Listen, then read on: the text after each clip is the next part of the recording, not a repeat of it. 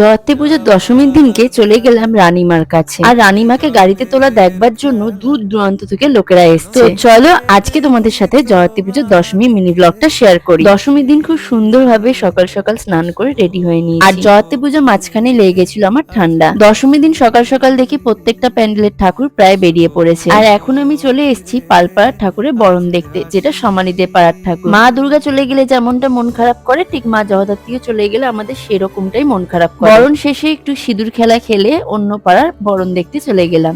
সেই দিনকে যেমন সকাল থেকে গোটা চন্দননগর আনন্দে ভেসে উঠেছে, তেমনি দুঃখও লেগে আছে। যেসব বারোয়ারির ঠাকুর রাত্রিবেলা প্রসেশনে বেরোবে না, তারা সকালবেলা ঠাকুর নিয়ে বেরিয়ে পড়েছে ভাসান দিতে। এরপর রানীমার কাছে যাওয়া মাত্র দেখি প্রচন্ড ভিড় ছিল সেখানে। আর তখনই প্রস্তুতি চলছিল মাকে গাড়িতে তোলবার। সবাই এই দৃশ্যটা দেখবার জন্য দূর দূরান্ত থেকে লোকেরা আসে। পাক্কা 1.5-2 ঘন্টা সেখানে দাঁড়ানোর পর রানীমাকে গাড়িতে তোলা দেখে এখন বাড়ি ফেরবার পথে রওনা দিয়েছি। বা